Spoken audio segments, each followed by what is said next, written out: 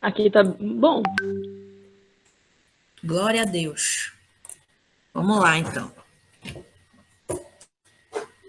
Confirmem aí para mim se vocês conseguem ver a tela, tá?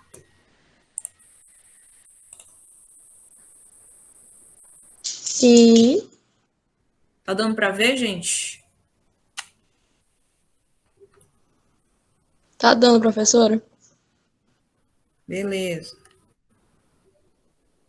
Deixa eu só ajeitar isso aqui. Ele não tá me ajudando.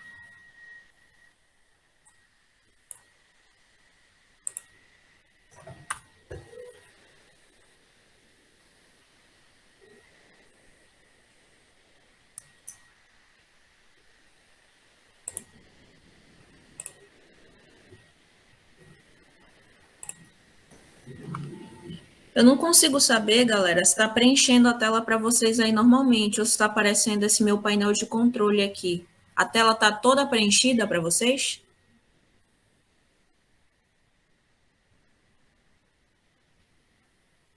Hein, gente?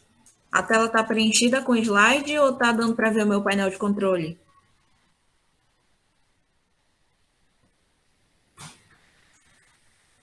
Sim, essa desgraça, todo mundo é mudo, é? O professor não tá preenchido todo, não. Gente.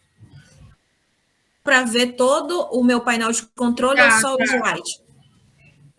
Painel todo. Tá, o painel todo, mas tá difícil para visualizar ou tá bom? Tá normal, tá bom. Tá bom. Professora.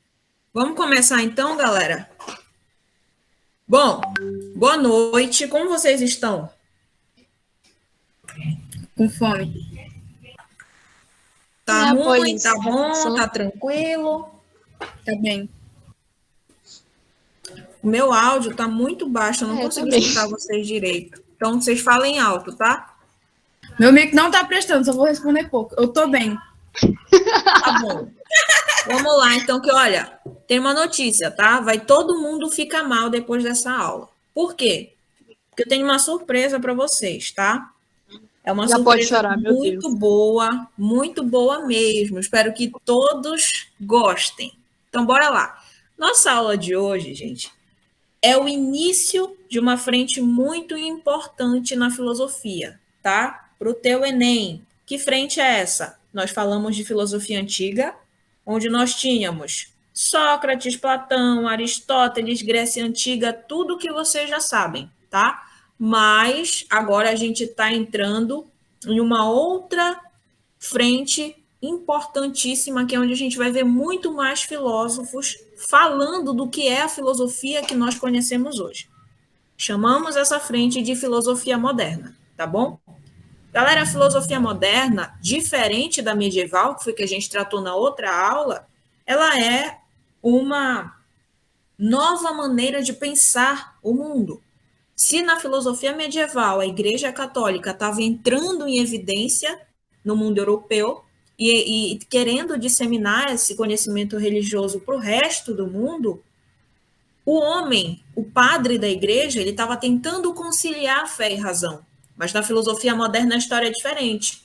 A gente viu lá no finalzinho da aula que o Santo Agostinho, o Santo Tomás de Aquino, ele foi o último padre da igreja, né? O último religioso a tentar fazer essa relação entre o que seria a crença por meio da religião e o que seria a racionalidade por meio da filosofia. Então, ele conseguiu conciliar?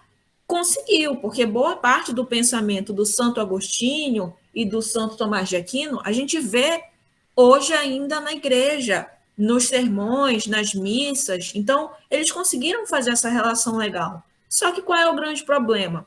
Ocorre um declínio dessa filosofia medieval. O que acontece, professora? Se eles conseguiram, por que isso acaba tendo um declínio significativo? Justamente, galera, pelo advento da modernidade. O contexto da filosofia medieval é o final da antiguidade para o começo da Idade Média. Só que essa era medieval, onde a gente tem, conversamos sobre o feudalismo, conversamos sobre a supremacia da igreja, a igreja era mais importante que o rei ele estava ali exercendo o seu papel político, social, mas a igreja, qual era o grande objetivo? Controlar mentes e corações. Então, além de a igreja deter aquele poder espiritual, ela ainda assim estava preocupada em organizar a sociedade, em colocar todo mundo no seu devido lugar. Por quê? Porque ela detinha esse monopólio do saber, né? Conversamos sobre os monges copistas, que eram aquelas pessoas que copiavam as filosofias que surgiram na antiguidade e colocaram essas filosofias dentro de uma linguagem religiosa. Nós falamos sobre a importância do Santo Tomás de Aquino, do Santo Agostinho. Toda essa ideia, ela era muito presente dentro da igreja. Só que tudo isso acontece como uma explosão. O cristianismo começa, sim, a adquirir fiéis, a adquirir seus seguidores, mas ainda assim acontece uma mudança de pensamento. Essa mudança de pensamento a gente vai chamar de revalorização do ser humano e da própria natureza. Porque se na Grécia Antiga a gente estava começando a entender o que era filosofia, na medieval a gente acaba querendo conciliar, né? Querendo unir o povo de novo por uma única crença que seria a crença no catolicismo.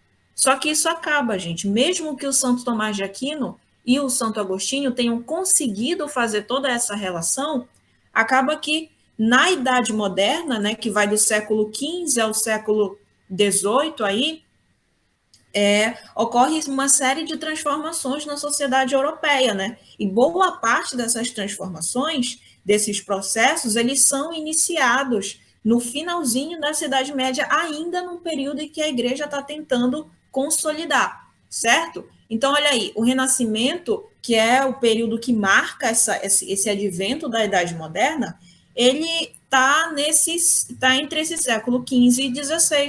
O que foi o Renascimento, então? Ele foi um movimento cultural, né? Eu vi no grupo que a professora de História vai falar de Renascimento hoje. Então, é importante, porque eu vou falar aqui e ela vai, com certeza, falar bem melhor do que eu na aula dela, e vocês vão ter um parâmetro melhor sobre o que foi esse movimento. Então, basicamente, o Renascimento é isso, esse movimento cultural, né? A gente sai de uma mentalidade puramente religiosa, que está tentando converter os pagãos, as pessoas que não acreditam em Deus, e a gente está entrando agora em uma nova era de pensamento, de conhecimento. Dentro disso, galera, a gente tem um plano, né? Nós temos as esferas sociais. O que são as esferas sociais? Os ciclos de envolvimento. Então, nós temos a esfera econômica, a esfera social, a esfera religiosa. Toda a sociedade possui essas esferas. Então, o Renascimento, ele surge no contexto em que eu tenho uma esfera socioeconômica saindo ali do feudalismo e passando para o capitalismo, porque vamos lembrar, no período do feudalismo, que dura ali mais de 1000 anos, eu tenho uma sociedade voltada para o trabalho. Feudalismo é o trabalho, é a relação do senhor feudal com os seus trabalhadores. Então, eu tenho essa saída, né, desse período que dura 1000 anos, e 1000 anos a galera está ali só trabalhando, no final do dia reproduz, né, para ter a sua família, no outro dia acorda e trabalha. Então, infelizmente ou felizmente, nesse ciclo vicioso, o homem ele acaba pensando dentro do serviço dele, porque aquilo ali era trabalho o tempo inteiro. Então, o homem pensaria sobre o quê? Sobre o próprio trabalho. O que acontece nesse período de feudalismo? O homem acaba aprimorando essas práticas, certo? De colheita, de plantação, porque vamos lembrar que o feudalismo priorizava um trabalho agrícola. Então, durante todo o período feudal, nós não tínhamos, por exemplo, fábricas, não existia nada disso. A Revolução Industrial vem muito tempo depois. No feudalismo, a gente tinha prioritariamente o quê? Uma educação voltada ao clero, certo? E nós tínhamos também uma sociedade puramente baseada numa produção agrícola, beleza? Então, o que rolava, galera? Dentro de todo esse período, acontece que o homem pensa técnicas que possam facilitar esse trabalho agrícola. Então, o que facilita esse trabalho agrícola? é justamente você pensar sobre técnicas de trabalho. Essas técnicas de trabalho acabam fazendo com que a Europa, né, ali no período feudal, acaba acontecendo o que nessa Europa? Um excedente de produção. O que é excedente? É o que sobra. Então, esse homem feudal que está trabalhando o tempo inteiro ali, ó, ele acaba aprimorando as técnicas dele, aprimora sim. Ele produz mais, ele planta mais, mas ele também acaba fazendo com que toda aquela produção se perca. Então, é aí, nesse ponto da história, galera, que a gente tem um feudo trocando produtos com outros feudos. Então, é aí que nós temos essa quase relação comercial, tudo bem? Então, se no feudo da Renata, por exemplo, ela está produzindo cevada, no feudo da Evelyn, ela produz batata, no feudo do Gustavo, ele vai produzir ali tomate, mas o que é o excedente? Depois de tanto tempo só trabalhando nisso, depois de tanto aprimorar, vai sobrar. Então, o que eles fazem com essa sobra? Que é da agricultura de subsistência. Que é a agricultura de subsistência? Familiar, tudo bem? Eu produzo para mim. Então, o que acontece com essa sobra? Ela é trocada com outro feudo, tudo bem? Tá dando para entender ou não, galera? Posso prosseguir? A gente ainda está no período medieval, tá? Para chegar nesse renascimento. Posso prosseguir ou alguma dúvida até aqui? Pode sentar aqui. Não estou com dúvida. E aí, gente, ficaram mudos? Pode ir, professora. Posso prosseguir? Não entendi. Pode prosseguir, professora. Beleza. Olha só, gente, eu não consigo olhar o chat, tá? Então, um que fala aí mais da turma me avisa do que está acontecendo, porque o meu áudio está super baixo. Eu estou sem o fone hoje, tá? Então, vamos prosseguir aqui. Então, galera, acontece esse excedente. O que é o excedente? É justamente essa sobra da produção, né? Então, é nesse contexto aí, de passagem do feudalismo para o capitalismo, né, que está relacionada a esse nascimento do comércio, que estabelece também, além de essas trocas entre os feudos, umas novas rotas, né, comerciais. Então, essas rotas comerciais, elas acabam abrindo espaço para o predomínio de uma atividade, o quê? Capital, de uma atividade capitalista.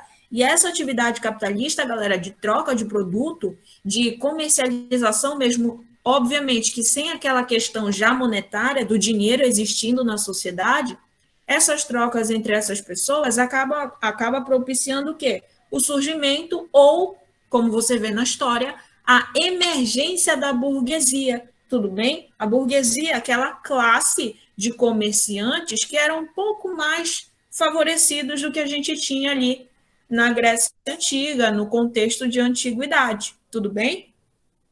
Então, o que acontece, galera? Tudo isso é um panorama socioeconômico, tá? Essa questão da passagem do feudalismo para o capitalismo, devido a esse excedente de produção, essa relação do comércio surgindo, das novas rotas comerciais, da burguesia na sociedade, tudo isso, galera, a gente chama de renascimento. É renascer do quê? Renascer de uma cultura, de uma sociedade puramente imóvel. Foi o que eu coloquei naquela pirâmide para vocês. A sociedade, ela era o quê? Rei, trabalhador, senhor feudal e igreja. Então, o que era imóvel? A igreja continuava no seu local de supremacia, o nobre continuava no seu local de controlar os trabalhadores, mas de ser submisso à igreja, e o trabalhador era submisso ao senhor feudal e submisso à igreja. Então, a igreja era quem controlava tudo. Quando essa explosão capitalista acontece na Europa, essa explosão de produção agrícola acontece, a gente tem um rompimento aí, né, de uma vivência individual dos feudos. Então, um feudo começa a se relacionar com o outro. Então, isso é a comunicação, certo? Essa comunicação acaba produzindo aí um quê de renascer, né? Renascer em pensamento. Galera, isso que a gente chama agora, né, de incorporar uma nova mentalidade ao mundo, de pensar mesmo, não somente no meu feudo, mas de pensar como eu posso expandir isso como eu posso comercializar com outras pessoas, abrir novas rotas de comércio, é que a gente tem o quê? O fenômeno do humanismo aparecendo no mundo.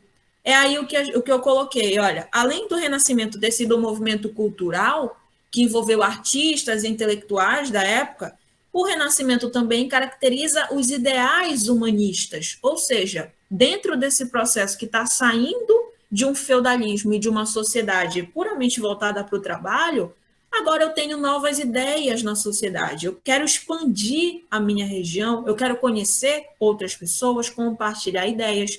Tudo isso diz respeito à razão e à liberdade, tá, gente? A razão e a liberdade que a gente já estava falando lá na cultura greco-romana, com Sócrates, com Platão, com Aristóteles.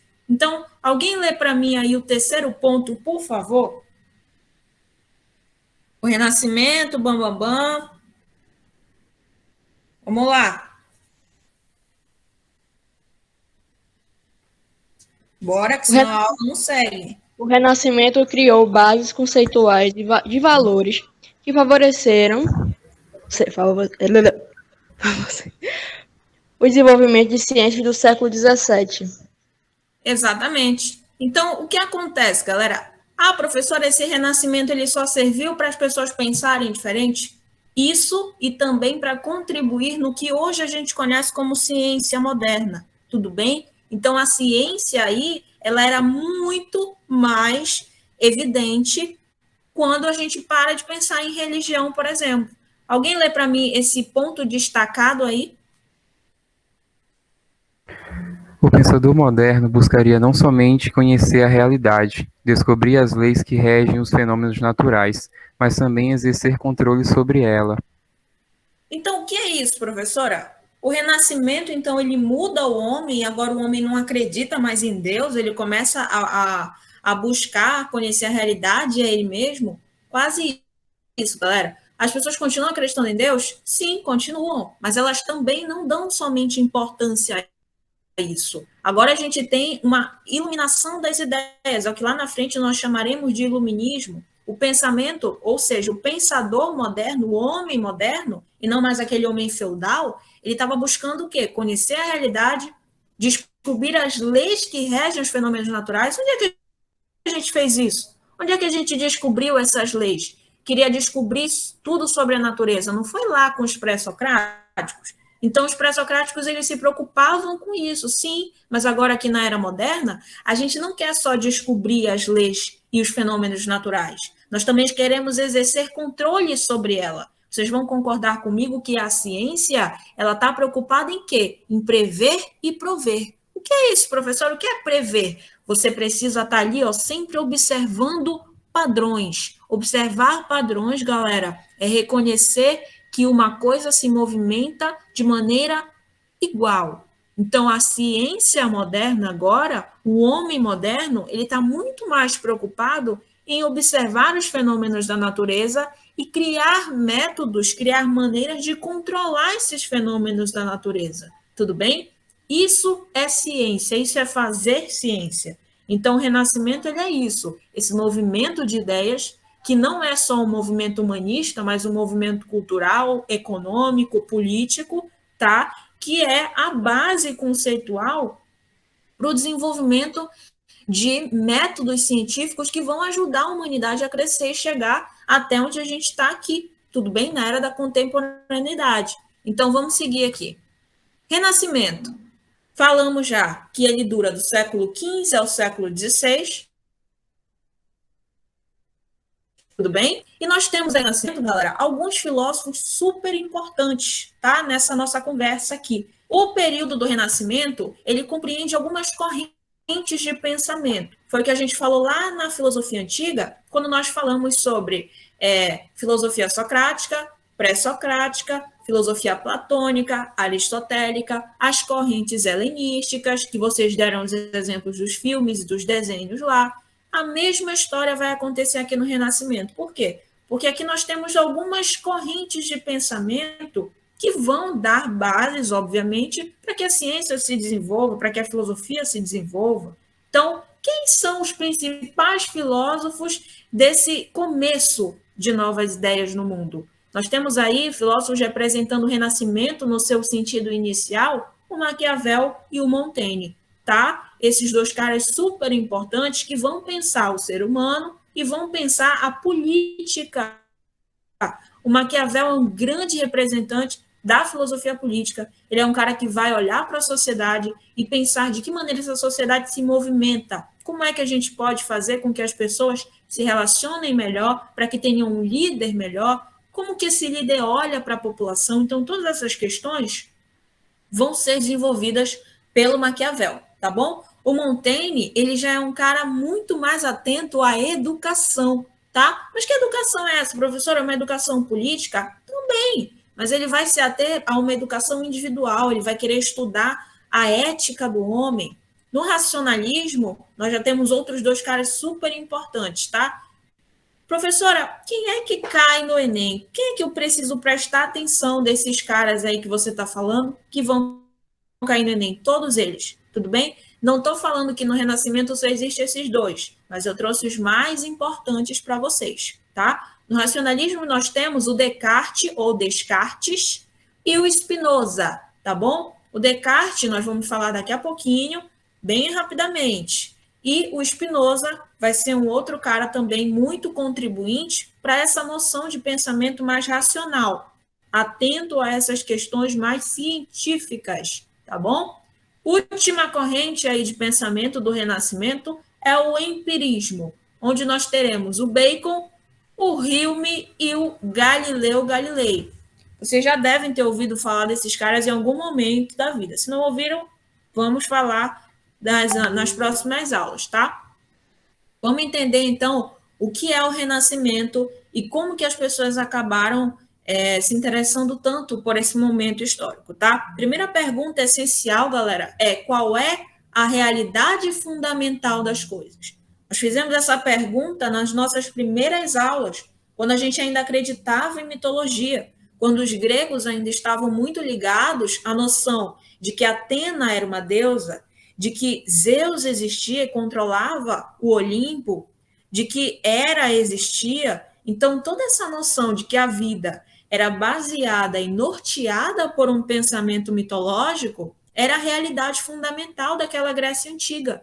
Depois, nós tivemos um grande passo no pensamento com Tales de Mileto, quando ele coloca ali a ideia de que ele vai não somente comercializar e viajar entre as cidades-estado, mas ele vai explorar o mar Mediterrâneo, ele vai acabar ali viajando para entender que deuses eram esses que tanto assombravam a vida dos gregos. Aquela realidade já parou de ser uma realidade mitológica e passou a ser uma realidade cosmológica. Nós temos uma passagem de uma cosmogonia, certo? Uma cosmogonia. O que é cosmogonia? Estudo do universo, certo?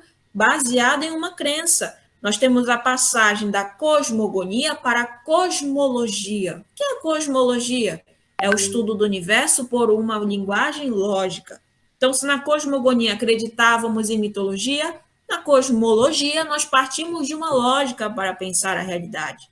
Então, a realidade fundamental das coisas nesse período de passagem de mito para a filosofia era essa. Era uma realidade puramente de pensamento. Quando a gente conhece o Sócrates, que ele começa a perguntar sobre a nossa vida e o que é o amor, e se somos honestos, nós estamos entrando ali em uma realidade que sai dessa questão de valorizar o coletivo e a gente passa a olhar para dentro, né? Em Sócrates, nós temos essa ideia fundamental de que a realidade deve partir de nós, de que nós devemos nos conhecer. O conhece-te a ti mesmo não é uma frase que a gente fala hoje, que nem eu só sei que nada sei.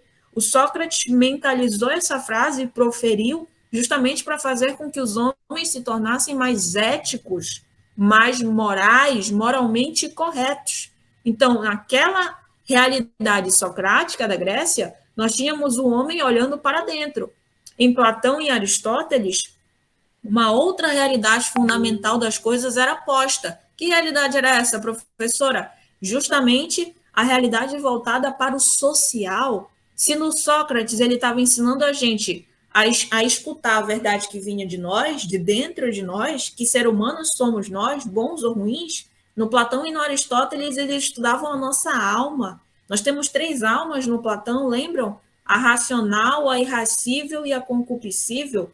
E no Aristóteles, para ele, esse lance de alma não era legal. Nós estudávamos a substância. Então, em Platão, entendemos que o mundo ele é dividido em 2, e ele explicou isso para a gente pelo mito da caverna. E no Aristóteles, a gente entende que a história é outra. Nós estudamos as substâncias, entendemos como funciona o processo de crescimento de uma semente até chegar em uma árvore. Nós entendemos que tudo que existe no mundo, segundo Aristóteles, é provido de peso, de medida e, portanto, pode ser estudado.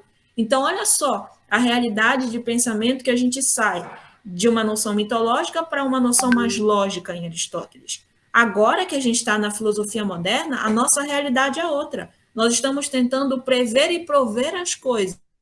Então, se eu estou tentando fazer isso, eu estou tentando criar uma nova maneira de conhecer, uma nova teoria do conhecimento, tá? O Renascimento também traz para mim essa pergunta: que método se deve utilizar? Eu devo partir de um método de observação, de anotação, um método matemático, um método científico? O que eu devo fazer para conhecer essa realidade fundamental das coisas? Como é que agora, já que eu estou saindo, né, eu já não quero ficar só no âmbito religioso, o que eu faço, então, para conhecer o mundo à minha volta e começar a contribuir para esse mundo? Né? O homem está nesse movimento agora de conhecer não somente as verdades dele, porque ele já conheceu isso lá na medieval, falando com Deus. Agora o homem está querendo fazer com que esse mundo vá para frente, que se expanda, que saia só desse movimento de estar na Europa. Terceiro ponto e pergunta, aí já é para você, tá? O mundo é apresentado à mente ou é representado por ela? O que vocês acham? Por favor, não demorem a responder, tá? Vamos lá, quem se habilita? O mundo é apresentado à mente ou é representado por ela? Vamos lá, senão eu vou ter que perguntar. O mundo é apresentado? Não sei, aí vocês que vão me falar, né? Eu não quero só uma pessoa respondendo. Se ele é representado, por quê? Se ele é apresentado, por quê? Vamos lá.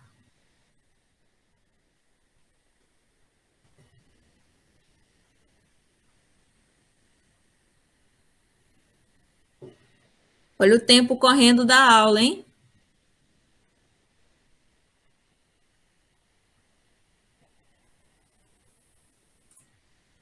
Vamos lá, galera.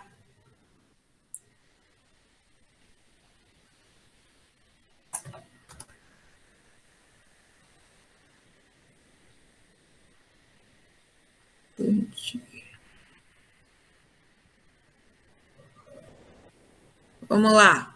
Tá todo mundo aqui falando no chat, ninguém respondendo na aula. E aí? Pergunta aqui. O mundo é apresentado à mente ou é representado por ela? O que vocês acham? Eu acho que é apresentado. Por quê? Aí eu já não sei. Porque quando a gente chega no mundo, o mundo já tá aqui. Eu também Boa. acho. É, da mesma forma que eu pensei. Todo mundo concorda com isso? Beleza, a gente chega no mundo e o mundo tá aqui, realmente. Mas ele não muda? Ele Sim. continua sendo o mesmo mundo? Não. Então aí a gente tem um problema, né? Será que é a gente que representa esse mundo? Porque ele muda porque a gente quer que ele mude, né? A gente está ali pensando mudança. E aí? Bora tentar responder essa pergunta. Discussões acerca da fé. Essas discussões, galera, dizem respeito a esse período, né? Também do Renascimento, que a gente está questionando tudo que a gente viu antes de esse período acontecer. Nós estamos questionando justamente o que a filosofia medieval explicou para a gente, né? Ela não estava tentando dizer que Deus existe, que ele é onipresente, onisciente, onipotente. Agora, as discussões da fé, né, que a gente está aqui, gira em torno de Deus. Mas nós temos aí essas 4 perguntas fundamentais, né? Primeira pergunta, por que o homem erra? Se Deus é perfeito, nós somos a imagem e semelhança dele, e conversamos sobre isso na aula passada, por que o homem erra? Alguém respondeu na aula passada que é porque Deus dá o livre-arbítrio, e aí o homem escolhe não seguir o caminho de Deus, mas que caminho de Deus é esse? Segunda pergunta, o que é o bem, galera? Segundo o cristianismo, o que é o bem? É eu amar o próximo? Ou é eu excluir o próximo pelo que eu acho que Deus iria gostar ou não? Como é que eu agrado Deus? Terceira pergunta é quem é Deus? Por que então que eu começo, se eu lá na filosofia antiga entendo que não existe mitologia e que o mundo pode ser explicado por um viés racional, por que agora na filosofia medieval eu me deixei levar e entender que existe um ser que comanda tudo e todos no mundo, e que esse ser é Deus, e que esse ser morre e ressuscita, e que esse ser me criou a imagem e semelhança dele? Quem é esse ser que está para além do universo, que é um ser metafísico, que eu nunca vi, mas que eu posso sentir, que também faz com que as pessoas criem argumentos dizendo que eu não vejo Deus, assim como não vejo o vento, mas sei que ele existe. Então, quem é Deus? Todas essas questões vão ser vistas na nossa era moderna agora. Agora, o principal, o mal existe? Se Deus criou o mundo e se Deus é bom, por que Deus criou o mal? Essa é uma grande questão, tá? Que Agostinho e São Tomás de Aquino também responderam, mas que agora vai ser posta em questão muito mais. Por quê? Porque o mundo está evoluindo, porque as pessoas não estão mais conformadas só com aquela ideia de que eu devo seguir a Deus, porque eu estava seguindo Deus, mas a minha vida não estava evoluindo. E agora? Na modernidade, no Renascimento, eu preciso me ater à ciência e aos fatos que são fatos, e não somente às palavras que se vão, certo? Então, olha só, nós temos aqui, com essas questões, um grande movimento, que é o movimento que vocês veem na história, tá? Antropocentrismo. Um novo mundo? O que é o antropocentrismo? Alguém me explica o sentido dessa palavra? Seria o humano no centro de tudo? Exatamente. O humano no centro de tudo. Na filosofia medieval, quem era o centro de tudo? Era o homem ou era Deus? O homem. Na medieval, Deus. era Deus. Lembrem que na medieval, os padres estavam tentando introduzir na sociedade a ideia cristã. Então, Deus era o centro. Nós deveríamos seguir a Deus. Medievo, medieval, Idade Média, tudo isso remete a Deus. Agora, na Idade Moderna, não. Não estou dizendo que Deus vai ser para sempre esquecido, mas eu estou dizendo que agora a nossa ideia é o quê? É pensar o antropocentrismo, é colocar o homem no centro para entender de onde esse homem vem, quem controla esse homem, se ele consegue ver o mundo e representar, ou se o mundo é somente apresentado a ele e a gente tem que aceitar isso. Olha aí a primeira questão que surge com o antropocentrismo, a mentalidade racionalista. É justamente, galera, questionar isso aqui, ó, e pensar racionalmente essas discussões. Então, a mentalidade racionalista, dentro de um contexto moderno, é isso. É eu refletir racionalmente até mesmo sobre aquele que eu deveria temer. Quem é que eu devo temer? Deus, segundo toda essa história aí da filosofia medieval, tá bom? Nós temos também a teoria heliocêntrica do Nicolau Copérnico, surgindo nesse âmbito de novas ideias. Alguém me explica o que é a teoria heliocêntrica? O que é a teoria heliocêntrica? É o Sol no centro de tudo, do universo. É o Sol no centro de tudo. Mas antes era o Sol ou era Deus? Era Deus. Era Deus. E por que agora é o Sol? Então, tudo isso, galera, vai ser explicado de uma maneira racional, que não pode, de maneira nenhuma, apagar o que Deus já representa, mas que não pode fechar os olhos para que a gente conceba uma nova ciência surgindo no mundo.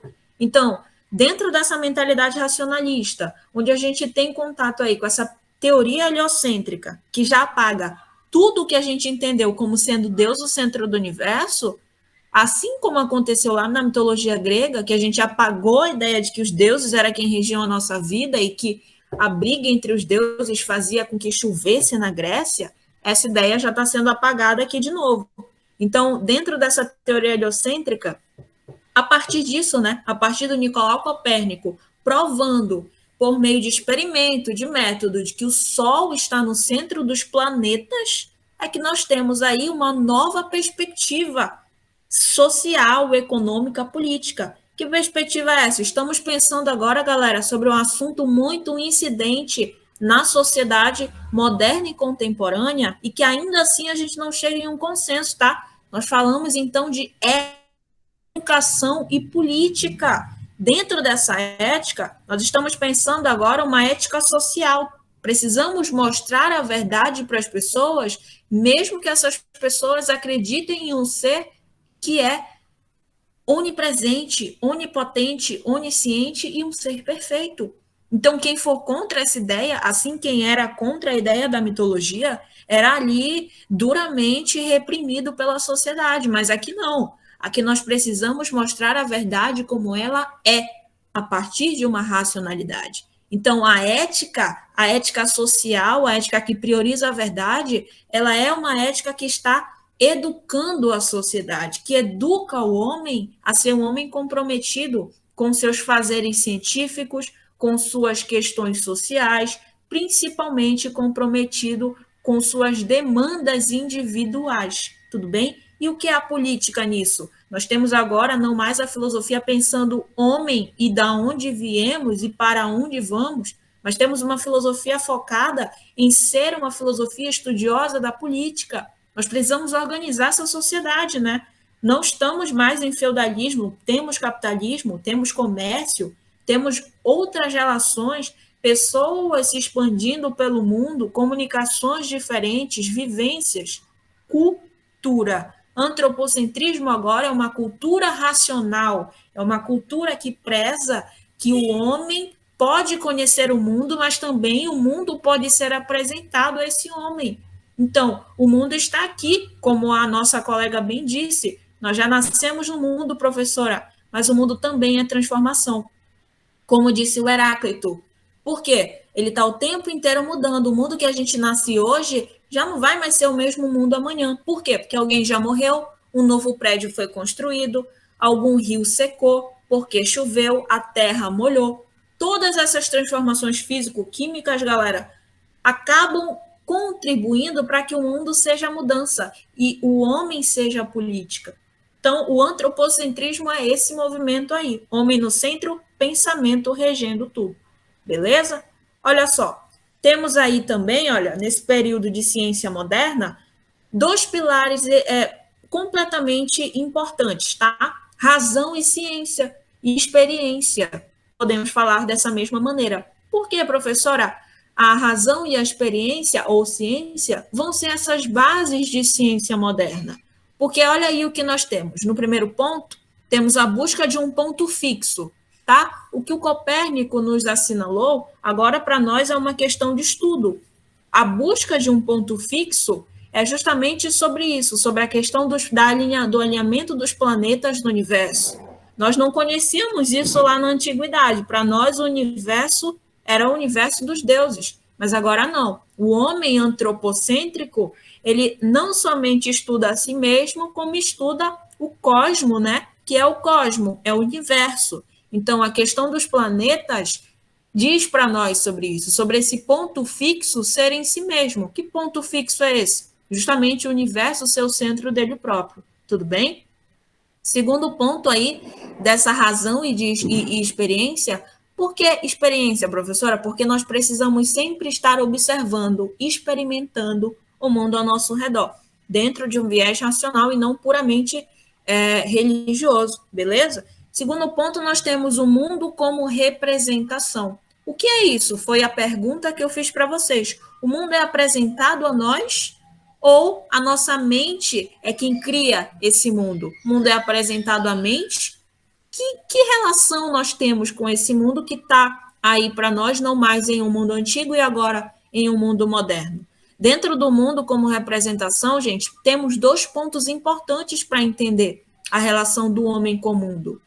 É o primeiro ponto da imagem, tá? A imagem que a gente vê lá no Aristóteles, a imagem dos próprios objetos que nós podemos conhecer, cadeira, mesa, bola, roupa, prédio, todas essas questões que para nós são puramente naturais e já habituais, dentro desse mundo como representação, nos ajudam a entender o que cada coisa e por que cada coisa tem seu papel fundamental dentro desse mundo agora moderno, tudo bem? Então, uma coisa importante nesse mundo como representação é a imagem. A imagem vai ser importante para que a gente entenda como os processos acontecem. Você vai concordar comigo que nas ciências biológicas, por exemplo, a gente tem vários tubos de ensaio, nós temos agulhas, temos microscópios, tudo isso para que a gente possa pegar mínimas substâncias e colocá-las em evidência, em uma imagem ampliada para nós. Então, a imagem dentro de um mundo que está sendo constantemente representado e apresentado aos nossos olhos é imprescindível para que a gente entenda as bases da ciência, certo? Temos também as ciências exatas, a matemática, a geometria do Galileu Galilei, que vão colocar aí por escrito, por expressões, as questões que para nós ainda não poderiam ser calculadas, que é justamente o movimento dos planetas. Nós conhecemos hoje anos-luz, buracos negros, graças a muitos matemáticos, físicos e astrônomos, que por meio dessas questões matemáticas e exatas acabaram demonstrando a movimentação dos planetas, a movimentação do universo, que está acima de nós. Então, temos o último ponto aí, a procura de um método. Que método é esse? Foi o que nós falamos lá no comecinho da aula, que agora na ciência moderna, tudo bem, eu posso acreditar em Deus? Posso, é uma escolha totalmente minha, só que agora eu estou inserido em um mundo completamente diferente do medievo. Eu estou em um mundo que está prezando e está deixando com que essa ciência se mostre. Então, a procura de um novo ou de um método é justamente baseada na matemática, que nós acabamos de falar, né? Nesses cálculos que nos provam as coisas cientificamente. E essa matemática e essa observação e essa filosofia agora precisam estar em uma base segura. O que é isso? É o que para a igreja nós chamamos de dogmas religiosos. Mas aqui nós chamaremos de base segura científica. O que é isso? É justamente um resultado científico que não é questionado. Por quê? Porque ele partiu de uma experimentação, de uma experiência, ele partiu de um processo científico que estava muito longe ali de ser um processo puramente de opinião. Tudo bem? Posso prosseguir ou está difícil, galera? Posso prosseguir ou está difícil? Pode sim, professor. Tranquilo, vamos lá. Olha aí, René Descartes. Galera, o René Descartes, ele vai ser um cara super importante nesse processo da ciência moderna, tá? Eu trouxe aqui uns 3 pontos para vocês. Por quê? Porque o René, ele é não somente o cara que inaugura o racionalismo dentro desse mundo moderno agora, né, de vários questionamentos e de dúvidas e de coisas que a gente ainda não sabia pontuar. E aí o René, ele vai fazer o quê? Ele vai colocar tudo em dúvida. O René, ele representa para nós um pouquinho da corrente filosófica que nós falamos lá na filosofia antiga, que era o ceticismo. Então, o que é o ceticismo? Foi essa corrente que conversamos. O ceticismo é justamente a dúvida, tá? A dúvida que aqui no René vai ser uma dúvida metódica. Então, não é uma dúvida de tipo, eu duvido disso. Fulano, eu fiz tal coisa. Eu duvido que tu fez isso. Não é esse tipo de dúvida habitual. No René, a dúvida metódica é uma dúvida científica, tá? Ele vai querer explicar o mundo e tudo o que para nós é uma dúvida. Por exemplo, o que está acima de nós, por que o coração bate, por que os sentidos nos fazem errar, por que sonhamos? Então, todas essas questões que às vezes a gente para e não está fazendo nada e pensa, como que acontece esses processos no mundo e em nós, para o René vai ser uma questão filosófica, uma questão fundamental. Então, para ele, a dúvida, ela não é somente o desacreditar, o duvidar, ela é o aprender dentro de algo que eu ainda não sei, mas que eu vou descobrir justamente por eu duvidar do que me foi apresentado. Então, para ele, essa questão racionalista é muito importante. Eu não basta somente eu duvidar, eu preciso duvidar e pensar racionalmente sobre o que está rolando na minha vida. Então, o pai do racionalismo, quando você pegar a sua prova do Enem e aparecer qualquer coisa relacionada a pai do racionalismo, pode marcar René Descartes, que é ele na cara. Professora, na prova do Enem, corre risco do René não vir? Sim, corre, você pode nem ver o nome dele lá. Só que, dentre todas essas questões de prova do Enem de quase 10 anos que nós temos, o René foi ali 80% teve ali 80% de incidência na prova. Por quê? Porque ele representa um grande expoente da ciência moderna, certo? Dessa filosofia moderna, esse período. Além de ele ser o pai do racionalismo, ele também teve uma grande importância nessa criação de métodos.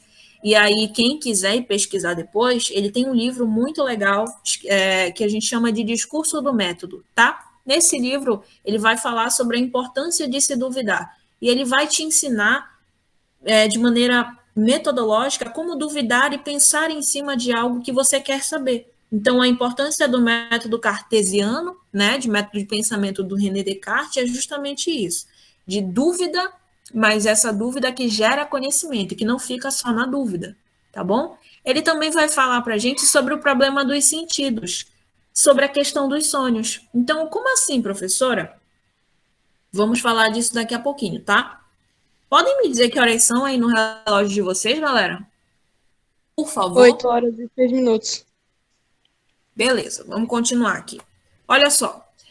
Olha o livro do René, que vai ser muito legal. Quem quiser pesquisar depois, pode pesquisar, mas é um livro super interessante que, quando eu estava na faculdade, ainda estou, né, tentando sair, mas no meu segundo semestre da faculdade, quando eu estava completando ali 1 ano da faculdade de filosofia, eu tive que ler esse livro, tá? O nome do livro é Meditações Metafísicas, e ele é de 1641.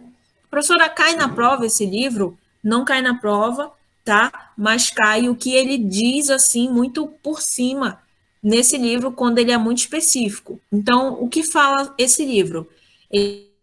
Sobre a filosofia, tá? Tratado é basicamente uma reflexão sobre alguma coisa, e ele é dividido em 6 meditações. O nome já é bem redundante, meditações metafísicas, são coisas que você vai ler e você vai precisar refletir em cima disso. Foi o que eu falei, ele sempre vai estar te induzindo ao pensamento e te ajudando a refletir, tá bom?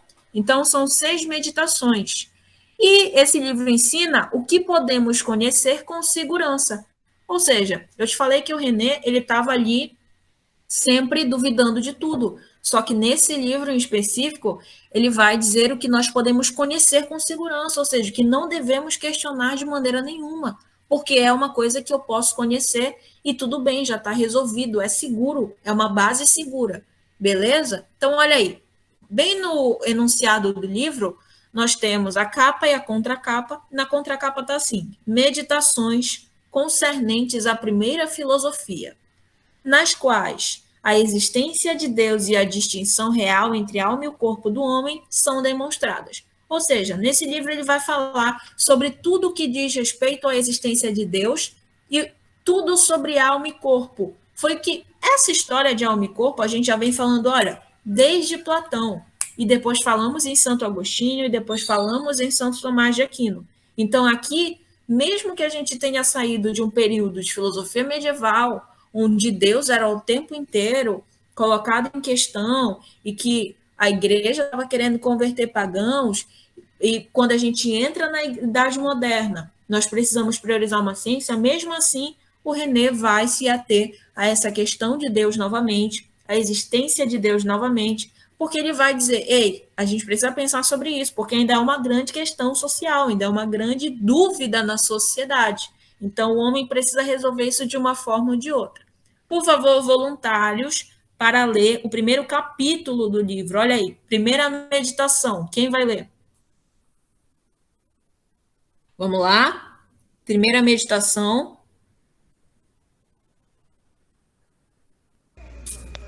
Duas coisas que se podem Lê colocar. de novo. Primeira meditação. Das coisas que se podem colocar em dúvida. Beleza. Nesse primeiro aí, galera, não precisa falar nada, né? Ele vai te dizer das coisas que a gente ainda precisa refletir. Alguém lê a segunda meditação ou meditação segunda? Vamos lá?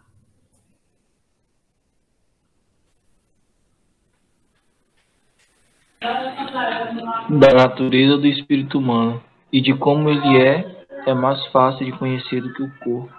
Beleza. Então, aí na segunda, ó, ele está dizendo que existe o corpo e o espírito, e que o espírito, com certeza, é mais fácil de conhecer do que o próprio corpo, certo? Terceira meditação, de Deus, que ele existe. Vamos para a quarta aí, alguém lê? Do verdadeiro e do falso. Meditação quinta, alguém lê?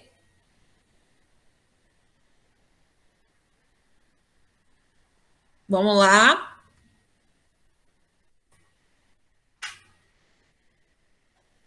Qual é, professora? Quinta meditação. Da essência das coisas materiais. E novamente de Deus, que ele existe. E a última? Da existência das coisas materiais e da distinção real entre a alma e o corpo do homem. Beleza. Vocês se interessaram por alguma aí? Tem alguma que vocês acharam legal? A 3 e a quinta. A 3 e a quinta? A 2. E aí? Quem é a maioria aí? Segunda meditação aí.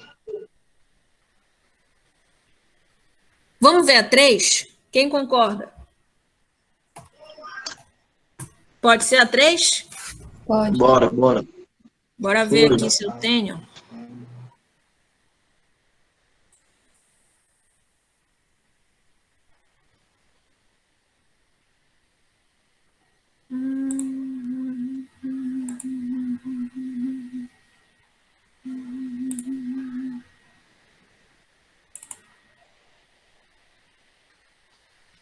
Coloquei esse livro aqui em algum lugar, gente. Vamos pesquisar aqui.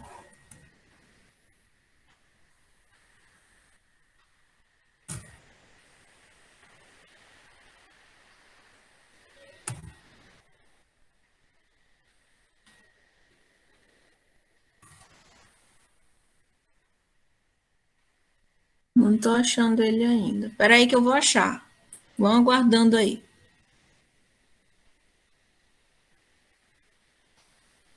Ah, já sei.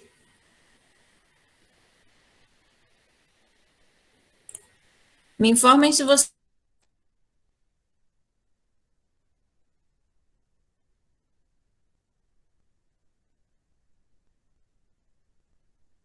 Ué,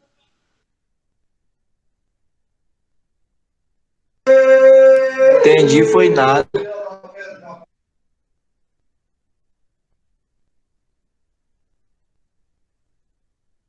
Conseguem me ouvir aí, galera? sim, Saí daqui sem querer, tá? Me perdoem. Conseguem enxergar aí essa aba que eu tô abrindo? sim. Beleza. Vamos tentar ler aqui a terceira que vocês gostaram, né? Se prepara aí que alguém vai ler. Vamos ver aqui. Meditação terceira. Quem se habilita?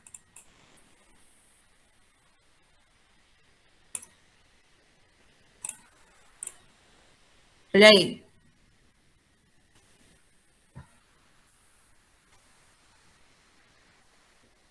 Bora lá.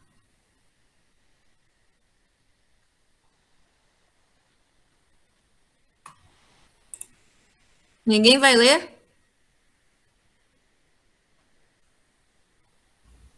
Eu vou. Bora lá, Evelyn. Fecharei Pode ler. agora os olhos. Taparei meus ouvidos. Desviai-me. Quê? Como é que é? Desviar-me-ei. Desviar-me-ei de todos os meus sentidos. Apagarei em meio de meu pensamento todas as imagens de coisas corporais, ou ao menos uma vez que mal se pode fazê-lo. Não, professora, não consigo. Bora lá, não decepciona o André. Como é? Eu vou começar. Como é, Corina, aqui? Reputá-las-ei. Reputá-las-ei. Como vãs e como falas. E assim... Falsas. É falsas, é? E assim, entretendo-me apenas comigo mesmo e considerando o meu interior. Empreenderei tornar-me pouco a pouco mais conhecido e mais familiar a mim mesmo. Sou uma coisa. Pode continuar, aqui do outro lado. Sou uma coisa que pensa, isto é, que dúvida. É dúvida? Em coreano. Duvida. Não tô chegando nada. Pera, deixa eu pegar meu óculos. Tá, pera, vai, agora vai. Sou uma coisa que pensa, isto é, que dúvida. E afirma que nega, que conhece poucas coisas, que ignora muitas, que ama, que odeia, que quer e não quer, que também imagina que sente. Pois assim, como notei acima, conquanto as coisas que sinto e imagino, não seja talvez absolutamente nada, fora de mim e nelas mesmas. E estou, entretanto, certo de que essas maneiras de pensar que chamam sentimentos de imaginações, somente na medida em que são maneiras de pensar, residem e encontram certamente em mim. E neste pouco que acabo de dizer, creio ter relatado tudo o que sei verdadeiramente, ou, pelo menos, o que até aqui notei que sabia. Aí, olha essa parte aí, galera. Agora, considerarei mais exatamente se talvez não se encontrem absolutamente em mim outros conhecimentos que ainda não tenha percebido. Estou certo de que sou uma coisa pensante, mas não saberei também, portanto, o que é requerido para me tornar certo de alguma coisa. Nesse primeiro conhecimento, só se encontra uma clara e distinta percepção daquilo que conheço, a qual, na verdade, não seria suficiente para me assegurar de que é verdadeira se em algum momento pudesse conhecer que uma coisa que eu concebesse tão clara e distintamente se verificasse falsa.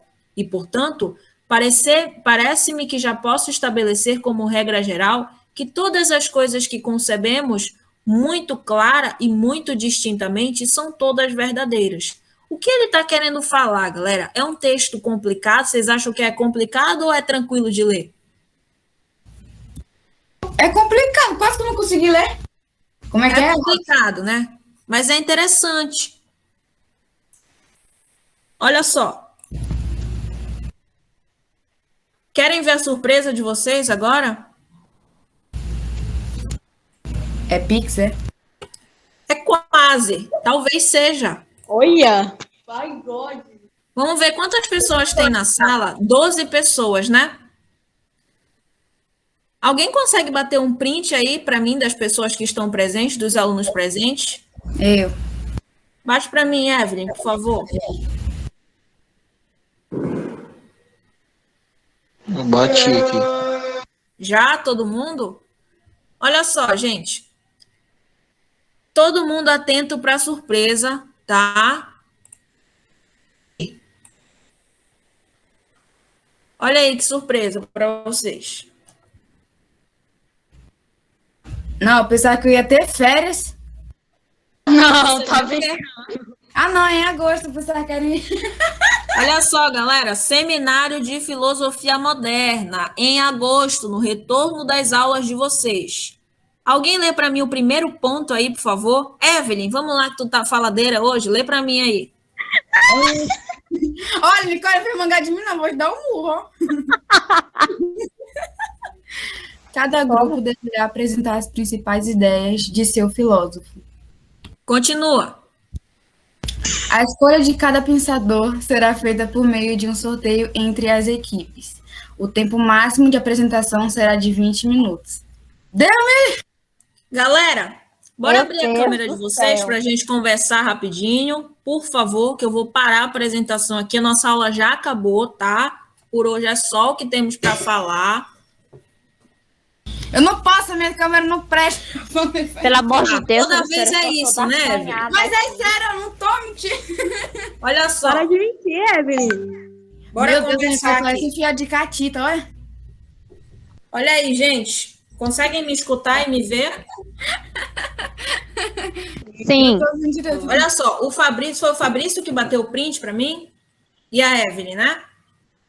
Eu nem consegui, o Fabrício bateu. Beleza, Fabrício, faz o seguinte para mim, tá? É doido, é do Vocês canal. vão ter exatamente 5 minutos para formarem as equipes de vocês. Ao todo, nós temos 6 filósofos, tá? 6 filósofos. Então, professora, eu não quero participar, não quero falar. Aí o problema vai ser seu, não é, indivíduo? Por quê? Porque em agosto a gente vai ter o período de filosofia moderna sendo apresentado por vocês, então não sou eu que darei a aula, vocês que vão dar a aula dos filósofos. Professora, chegou na prova, e aí, como é que eu não soube marcar um filósofo? Por quê? Porque o grupo lá que deveria apresentar não apresentou. Aí, gente, esses 6 filósofos que são da filosofia moderna, que vocês vão ter que saber para a prova, vai ser responsabilidade de vocês e dos colegas de vocês apresentarem. Ah, professora, mas tu não vai falar nada, tu não vai avaliar? Eu vou avaliar, vou fazer pergunta, justamente que no último tópico lá que a Evelyn leu para nós, estava escrito o quê? Que a gente vai ter que... É o meu tio que está chegando em casa, tá? Esse barulho de carro. Então, a Evelyn perguntou, estava lendo, e aí no último tópico estava lá. Você e o seu grupo, além de apresentar as ideias do filósofo, né, da ciência moderna, vocês vão lá sentar bonitinho, vai um na casa do outro, então vai falar pelo WhatsApp, criar uma ideia e falar, olha, professora, o fulano ali, o filósofo apresentou isso, e a nossa ideia central, a nossa ideia filosófica dele foi essa. Por quê? Aí você vai problematizar essa ideia. Então, se o Descartes, por exemplo, quis falar que Deus existe, por que que ele existe? Tudo bem? Por que ele falou isso? Por que isso mexeu com o nosso grupo, professora? Então, é isso que vocês vão falar, tá? Professora, e se eu não quiser fazer? Aí... A sua aula vai ser presencial? Como é? A sua aula vai ser presencial? Não, a gente vai fazer essa apresentação aqui e vai todo mundo ter que ligar. Professora, eu não tenho câmera, vai para casa do teu amigo. Professora, eu não tenho áudio, vai para casa do teu amigo. Já o Fabrício tem até efeito no celular dele, então ele vai conseguir apresentar, tá? Fala, Evelyn, qual é o teu choro de hoje? Pessoas, O Fabrício com um jaju elefante na cara. Edrícia queria falar? Quantas pessoas poderão, assim, ficar para cada grupo? Pois é, eu pedi para bater o print, porque aqui na sala nós só temos 10 ou 11 pessoas, eu acho. Então, os alunos que não participaram de hoje da aula e que podem e que são assíduos na sala de vocês, vocês podem formar os grupos. No dia, o fulaninho que não está hoje vai ter que apresentar, tudo bem? Quem quiser, vão lá perguntar no grupo, eu não vou falar, tá? Porque era para todo mundo estar nessa aula aqui, que o professor André avisa que é para estar na aula, avisa que é para prestar atenção. Então, assim, quem não tiver na aula de hoje, ou a Edrícia, ou a Evelyn, ou a Fernanda, ou a Nicole, alguém daqui vai lá no grupo falar, olha, a professora passou um seminário para agosto, e quem não apresentar, assim como quem não participar, vai ter esse déficit no conteúdo de filosofia moderna, beleza? Então é isso, galera, vocês têm 5 minutos, nós temos 6 filósofos. Perguntem no grupo, formem os grupos, o máximo de pessoas em um grupo, 4, tá? Evelyn! Bora pegar o Aristóteles ou Platão. Não pode. Vocês, olha só, vocês vão formar os grupos agora, e aí vocês vão me mandar no WhatsApp, tá? Vão mandar os nomes dos grupos no WhatsApp e a gente vai sortear agora ao vivo os filósofos. Professora, eu posso saber que filósofo é? Não, a gente vai conhecer agora os filósofos. Ah, capaceira, até doida, tá com alegria. Tô beleza? Ai, chega, só tristeza. Não saiam da chamada, 5 minutos, mandem no meu WhatsApp, que depois vocês têm aula de história e a gente precisa fechar essa equipe agora, tá? Vamos lá, 5 minutinhos.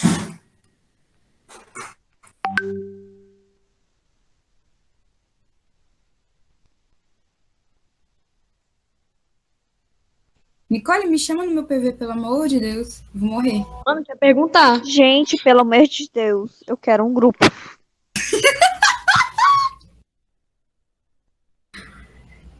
Vai ser quem? Vem, Nicole, me chama pra ver que eu tô com outro número. Lá do meu irmão. No celular da tua mãe? Qual é? Eu tô no número do meu irmão agora. Procura aí, Ih, tu lascou. contigo. Eu não sei não. Pera aí, eu vou Qual é o soltar nome do um. teu irmão? É Rian. Tá, mas cadê? Sei lá, tá no WhatsApp, pera aí, deixa eu procurar. Qual é o teu número aqui? Pera aí, tá no grupo da sala? Uhum. Tá. Eu mandei mensagem pra tua mãe. Amanhã Gente, ela pifou. gente, só pode ir no máximo 4 pessoas, é? Eu acho Evelyn, que não. vou colocar a Gabriele. Achei! Eu não gostei de nenhuma. O que, Bi? O que, Corina? Aquele fotógrafo só nem bater foto, mano. Tá doido? Aquele careca velho feio.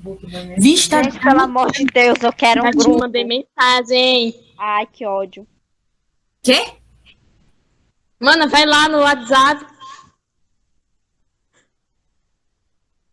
Tu me mandou mensagem? Foi no Agora que eu tô não. esperando os bonitinhos Meu mandarem amor. o grupo de vocês, hein?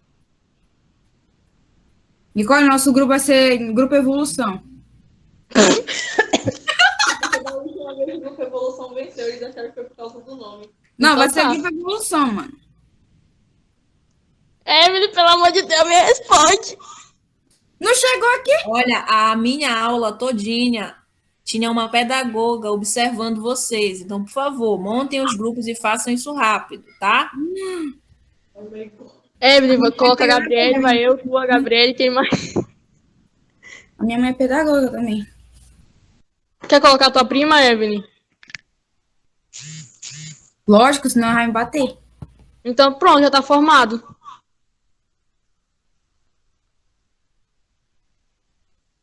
Mano, não tá recebendo não, ó.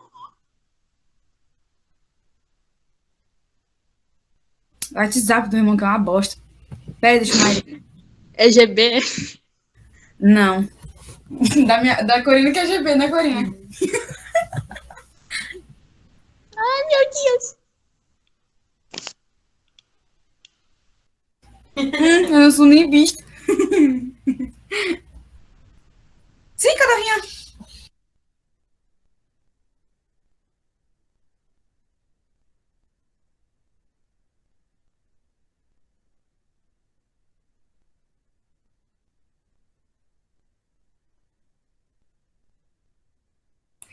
Já, gente, eu não vi ninguém mandar nome nenhum no meu WhatsApp, hein?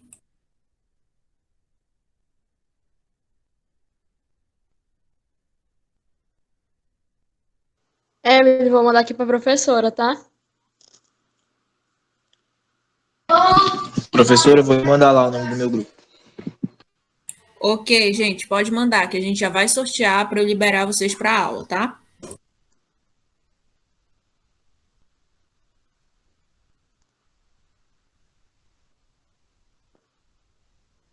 Meu Deus, cara, você escreveu o nome da minha irmã. Tu já fez grupo, já? Já, mandei pra professora. Eu também não sei. Evelyn, por favor, não me mata, mas eu errei teu nome. Oh, meu Deus, não tô acreditando nisso, não, ó. Meu nome é mais fácil, o mais fácil do mundo. Não tem dois Eu L. coloquei 2 L. Eu não tô acreditando. Agora que eu vi teu nome, foi mal. Olha só, gente, nós temos 6 filósofos, tudo bem? Se não chegar a formação até 6 grupos, vocês vão ficar com esse déficit de filósofo que faltou, porque eu não vou dar. Isso é um comprometimento de vocês, tá? Quem está aqui na aula, tranquilo, já vai formar seu grupo. Quem não participou, eu tenho certeza que vai não entender nada das próximas aulas. Vocês também, infelizmente, serão prejudicados. Então, atentem lá os amigos de vocês. A gente já está passando do horário. Quem me mandou? O grupo 1 já me mandou aqui. Nicole, Evelyn, Nívia e Gabriele. E o resto da galera? Cadê?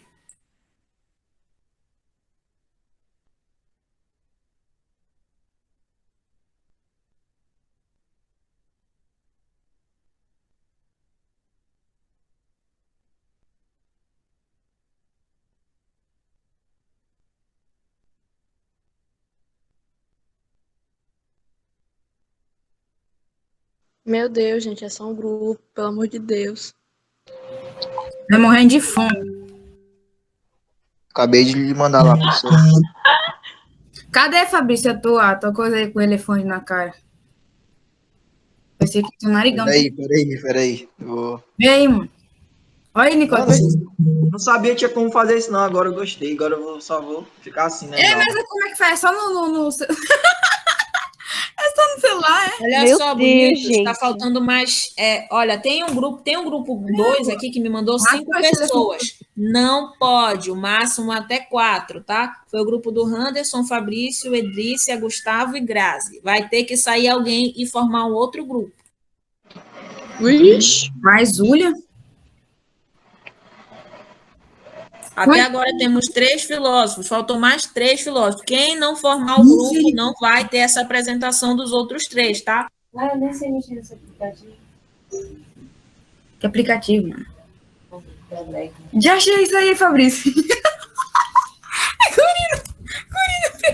Quem é que vai sair desse grupo 2, desse grupo 3 aqui? Anderson, Fabrício, Edrícia, Gustavo e Grazi. Quem é que vai sair?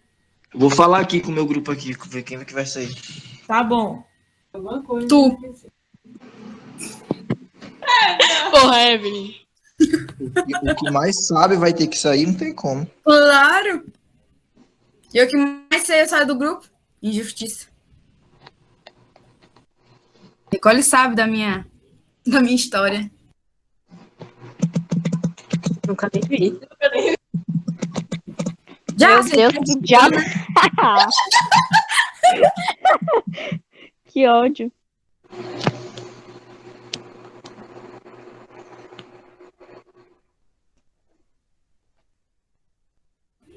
Ah, eu viajo mesmo. O microfone não tá nem Evelyn, prestando, começou a prestar. Evelyn, para de ser doida, mulher. Vai jantar. Já falei pra vocês que ela não tem, assim, tomado a medicação dela. Olha só, remédio errado. gente, me ouçam. Mudei de ideia, tá? Um grupo vai ter que ter 3 pessoas, já que ninguém está se movimentando lá no grupo geral, vocês só que vão conduzir a aula de filosofia moderna. Então, por favor, grupos de 3 para que a gente possa sortear e eu liberar vocês antes que a professora de história me mate. Professor, então os grupos vai ter que ser de 3 pessoas, não mais de 4? É isso mesmo, para poder todo mundo ter um grupo e a gente poder falar do máximo de filósofos possíveis. Até porque se tiver 4 pessoas em um grupo, vai ter um que não vai querer falar nada, né? Tá bom.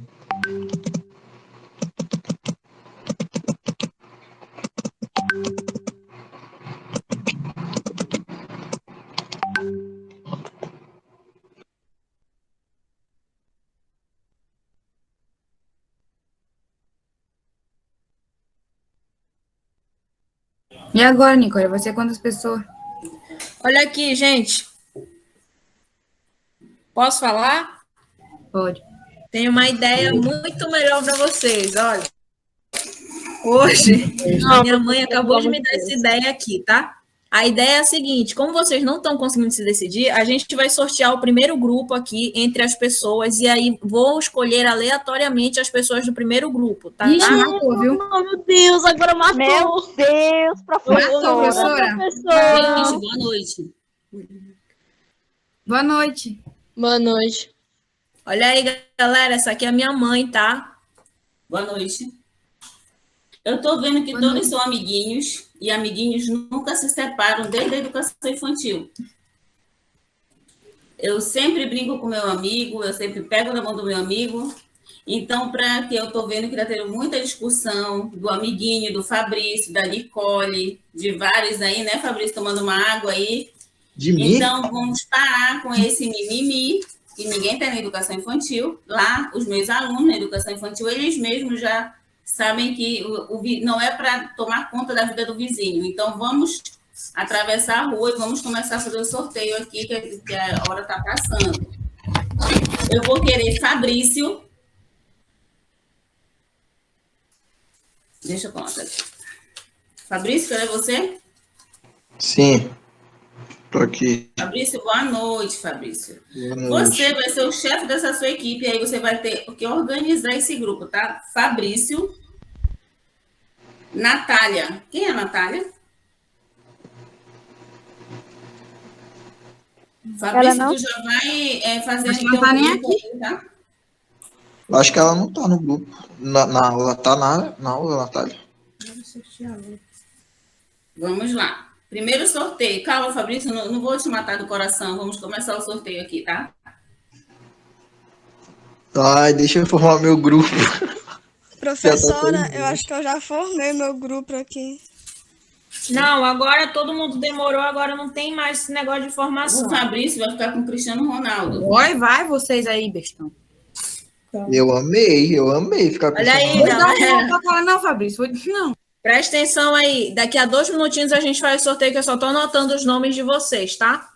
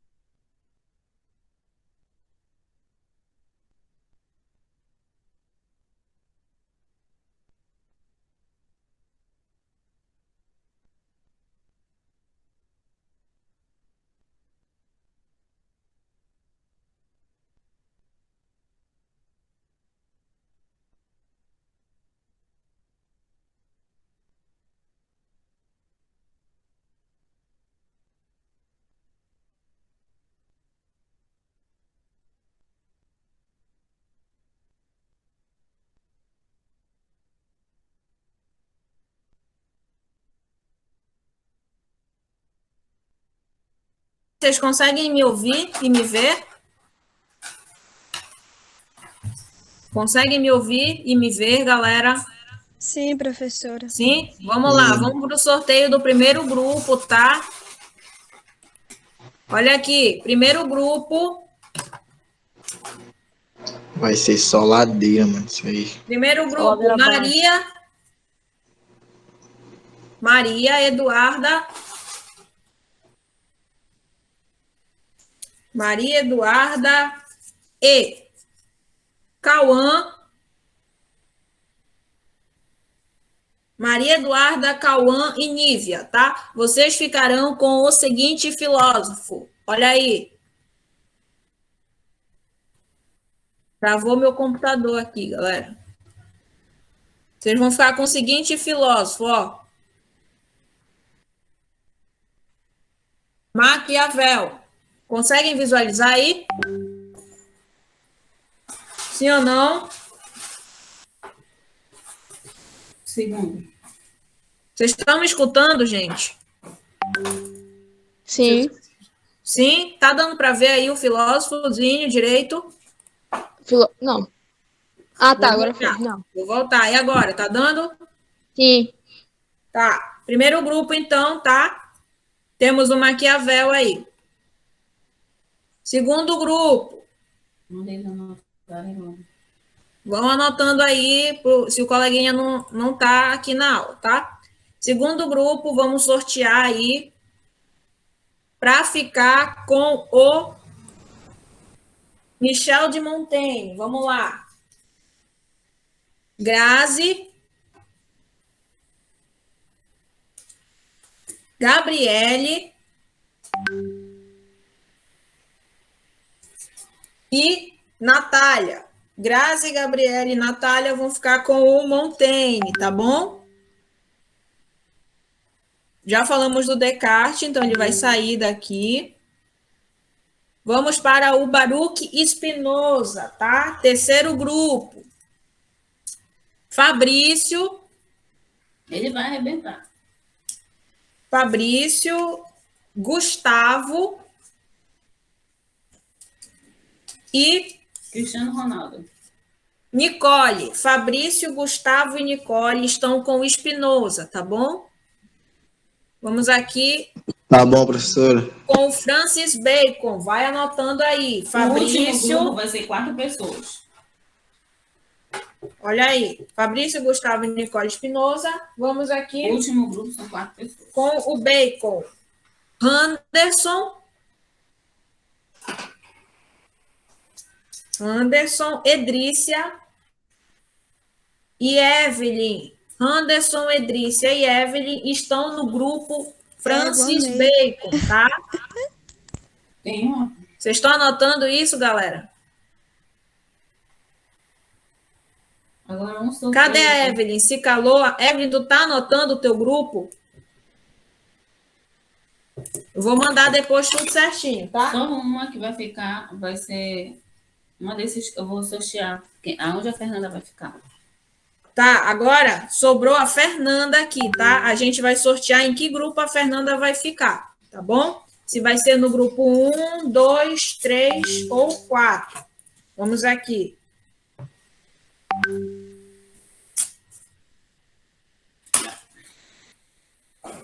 Quem é a Fernanda? Ela é boa aluna, Gabi? Não sei. Eu tô sim, todas as suas aulas eu falo, tá, professora? Já acabou. Vamos lá. Me senti Qual que ela ofendida. preferia ficar? Cadê a Fernanda? Fernanda, Oi. qual você prefere ficar? Eu não sei. Tá aqui agora. Fernanda, pelo amor de Deus, Fernanda, me ajuda aqui. Vamos lá, talvez a tua sorte esteja contigo. Vamos lá. Voltei, meus fãs. Entendemos? Eu tenho. Evelyn. Vou ficar no grupo da Nicole. Olha, Bora já lá. tirei aqui, vamos ver. A gente vai ver Evelyn aqui vai ser agora, eu, tá? tu e o Quem tá no Anderson. grupo da Nicole? A Nicole tá no grupo 3. Bora ver se tu vai pro grupo 3. Só que não, é o 2. Ah, Grupo 2, tá? Amiguinhos separados. Grazi, isso aqui é Gabriel? Que Gabriel? É Gabriele, não é não? Ah, Gabriele. Grazi, Gabriele e Natália, tá bom, Fernando? Você tá nesse grupo. Gente, eu vou mandar a relação dos nomes junto com os slides de vocês, tá bom? Quem gostou da aula, bate palma. Quem me odeia a partir de agora, bate palma Ninguém, também. minha filha. Tá bom? Obrigado, Fabrício. Obrigado.